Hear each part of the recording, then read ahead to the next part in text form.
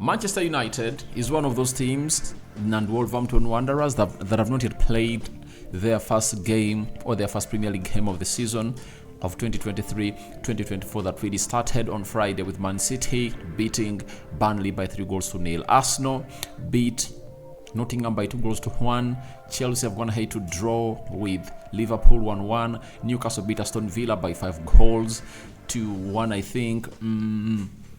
Then Brighton beat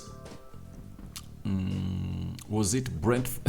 I think Bournemouth. They beat it by 4-1, and I think those are the notable. Should we talk about Spurs? Spurs has gone ahead to draw today with Brentford 2-2 at their stadium in there for you. So United and Wolverhampton Wanderers are the only two teams left to really accomplish what we call match day 10, and this is one of those that you always want to watch as a match preview as United takes on Wolverhampton Wanderers at Old Trafford.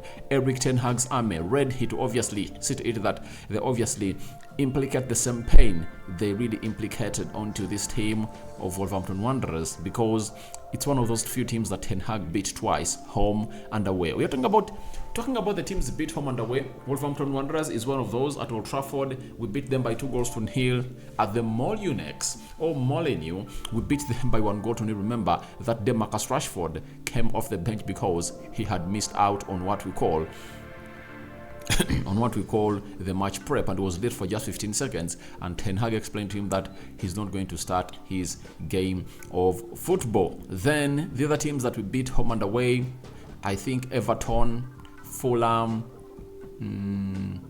Nottingham Forest, I think those are the few that we beat, right? But most of the teams, we beat them at home, but when we went to their stadium, we obviously lost or drew. Like Spurs, we beat them 2-0 at Old Trafford, one of the best games that we played under Eric Ten Hag, and at the end, we drew at their stadium by 2-0, having gone 2 goals up by half-time. When we look at Chelsea, we beat them at Old Trafford, we drew them at their stadium 1-1. Liverpool, we beat them at Old Trafford, they beat us at Anfield. Arsenal, we beat them at Old Trafford, they beat them at their stadium. So those are the few teams that we're going to hate, obviously, say us beat them. Now, let's do this game of football. Now, United is taking on Wolverhampton Wanderers. Now, the only injuries that we have are Kobe Menu out for the first half of the season. Amad Diallo again out for the first half of the season. Who else is out? Rasmus Højlund not yet ready for the season, but Ten Hag promised us that progress is really so much promising, and you're going to obviously see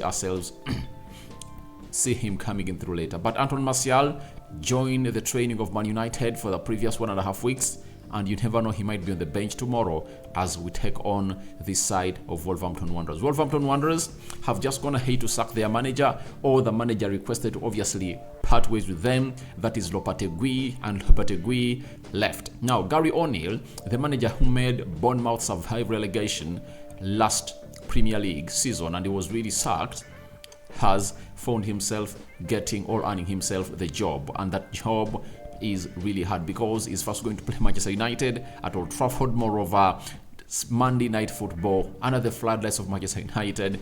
Obviously, it's really going to be a baptism of fire from here, and I believe you're going to go obviously and really tear that side apart. That is Wolverhampton Wanderers. Obviously, in that beautiful game of football, you expect that United is going to like to have the lion's share of the possession, right? And Wolverhampton Wanderers will obviously want to really park the bus. When we look at Wolverhampton Wanderers, they've gone ahead to lost Adama Traore on a free, and I'm just trying to see which other players are really out because of injuries. So when you look at them, I think they're having almost all their players available. That is it. But Diego Costa and Raul Jimenez are really there to see it that they do the needful for the club of... No, I think Diego Costa really departed, and Jimenez is one of those that has been brought in to do... Jimenez also departed and went to Fulham. That's where he is. And Ruben Neves also left. João Moutinho left. Connor Cody left. Nathan Collins left. Kalzidji left, Fabio Silva left. So looks like they're having lots of players that really left. But all you would like to understand is that it's really going to be a very good game, and United will obviously vie for the control of the game, create very many chances, but it's all going to be about who accomplishes those chances. But let's go ahead and see who do we think Erik ten Hag is going to start into his starting 11 as we take on Wolverhampton Wanderers, because it's a huge one, Monday Night Football, and here we come in peace with the predicted Manchester United 11 versus Wolverhampton Wanderers. The system is 4-2-3-1 as expected, with 4 defenders, a double pivot, 3 attacking midfielders, and 1 centre forward. And we start it off with the goalkeeper, that is Andre Onana, goalkeeper of Manchester United, signed from Inter Milan, making his first Premier League debut and his first game at Old Trafford, saw him concede a goal after Diego Dello passed into the opponent of RC Lens, and he went ahead to loop him past the center half, and it went into the back of the net. But I anticipate we are going to look more solid, and these defenders have gone ahead to know exactly what Onana is all about for the 4 weeks has been here at Manchester United, and we anticipate that he's obviously going to get us the best that we deserve as a team. Now, right back, I think it's going to be Diego Dello, because in the game against Rennes, it was Diego Dello that really played, and Bissaka was not really named. But I won't be surprised if at all Aaron Wan-Bissaka makes it to the starting 11 of Man United, because for that position, for me, anyone who is fronted by the manager, I'm okay with him, because they are really good. But I think Aaron Wan-Bissaka is better defensively, but offensively he's off, and Dalot balances the two very, very well. When we go to the left back position, with Tyrell Malacia injured, Luke Shaw still remains into the left back position of Man United, and we anticipate that he's going to play there for the full 90 minutes. Then central defense is going to be Rafael Varane on the right side with central defense, with Lisandro Martinez on the left side of the central defense. One of the players that is buzzing to obviously get into the starting 11 of Man United and start of the season is Lisandro Martinez. I brought you his quotes yesterday. As far as the season is concerned, he obviously said he can't wait. That is Lisandro Martinez. So that's the back four of United, and let's go to the double pivot. Obviously, the main act in the double pivot is Casemiro. No reason, no what, to think that's not going to be the starting 11 of Man United unless otherwise he's injured. But Casemiro is going to be in the double pivot alongside who?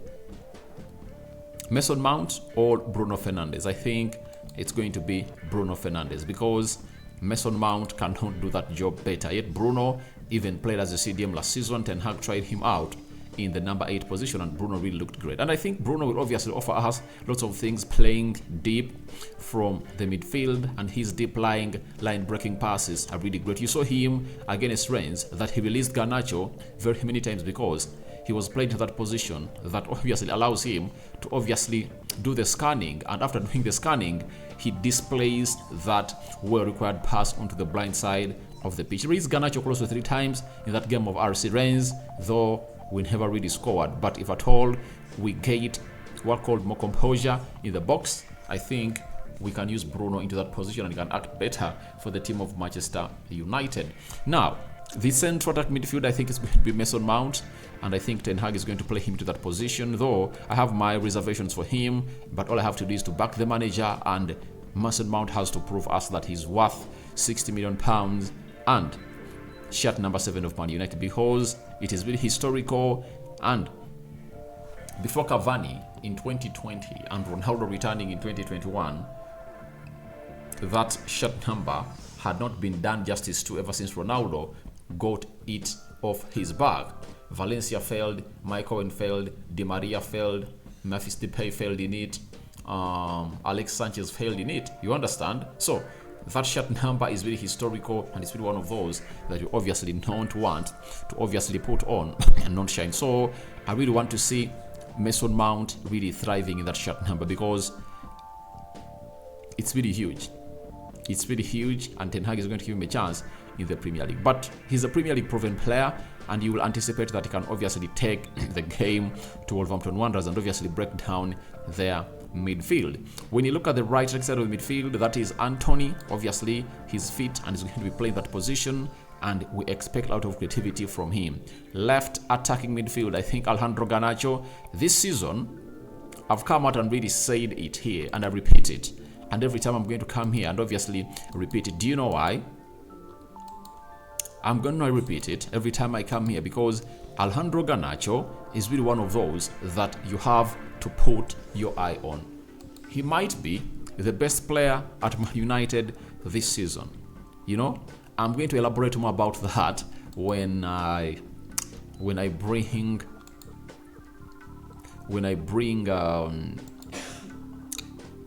bring what we call, what is it? When I obviously get you the video of my predictions for Man United this season, I'm obviously going to come out and obviously throw you into that deep mix of that thought of Garnacho. But Garnacho off the left attacking side of the midfield, I anticipate he's going to be the main man of Manchester United. You know, being the main man does not really require your age, but your action on the field of play will obviously see you be the main man. And Garnacho was told by Erik ten Hag when he was being gifted a new contract last season that he should now push to come into the starting 11. And now you're going to see very many Arsenal fans obviously comparing Garnacho with Martinelli. I know that comparison is going to be there a lot, but trust me, there is a 3-year age difference in between these players, and Alejandro Garnacho is going to light up the Premier League by storm. Who is leading the line? Obviously, Marcus Rashford, with Rasmus Højlund not fully fit and Anton Martial just returning to training. I think he's going to be on the bench. That is, Anton Martial and Rashford will lead the line, meaning that the manager of Man United will play Garnacho for like 60 minutes, and then we'll see either Sancho or Anton Martial grace the field of play. So that is my predicted starting 11 for Man. Sorry about that. That's my predicted starting 11 for Man United, and I hope you guys are really so much positive about it. But as we talk about this team, we have to obviously talk about the side of Wolverhampton Wanderers. You know, they're having Matthias Nunes in that midfield. He's really a very decent central defense midfielder. They're having Podence is another one. Pedro Neto is another one to watch, and Cunha is another one to watch at the side of Wolverhampton Wanderers. They're having very many Portuguese. Nuri, the left back, is really a joy to watch, and they've gone ahead to obviously sack their manager, and you anticipate that they're really going to be having a very tough time to obviously face Erik ten Hag. For Erik ten Hag, all he needs is a better start than the one we had last Premier League, because in the last Premier League season, we played against Brighton at Old Trafford. They beat us by 2-1. Then later, we went to Brentford, and Brentford just humbled us. They annihilated us by 4-0. So you don't want to be in such a situation if at all you're Erik ten Hag and you'd call in for more and more and more and more of that you might have gone ahead to display or put or to the display. So guys, your thoughts onto that are welcome in the comment section below. Tell me your predictions into the comment section below, and who do you think should start into the probable starting 11. I've given you mine, and I'm waiting for your reactions into the comment section below. But guys, I would like to inform you that my prediction is a 3-0 win for Manchester United at Old Trafford. We need to make a statement. People have gone ahead to call us non-competitive into this league, but not him in Europe played more games than Man United, but we managed to collect 75 points, and we never had a squad like we are having right about now. Ten Hag so far added 3 players to his 11, and we anticipate that 2 or 3 more are going to come at the end of the season, and they're going to come out and really do justice to Erik ten Hag. So that is it. Your predictions are welcome in the comment section below. My probable starting 11 is Andre Onana in goal, right back, Diego Dello left back, Luke Shaw central defense, Varane on the right side of central defense, Lisandro Martinez on the left side of central defense, Bruno Fernandes and Casemiro in the double pivot, Mason Mount playing as a central attack midfielder. Then we are having Anthony right attacking midfielder, Alejandro Garnacho, left attacking midfielder, and Marcus Rashford will lead our line as we take on that Gary O'Neill side. I'll sign out for now. See you later, and I cover you all in the precious blood of Jesus Christ. May the living true God bless you abundantly. My Muslim viewers and subscribers, Barakallahu fikum. We are still coming with more videos, though we've come in late, but we promise to serve you to the fullest. Ciao, ciao.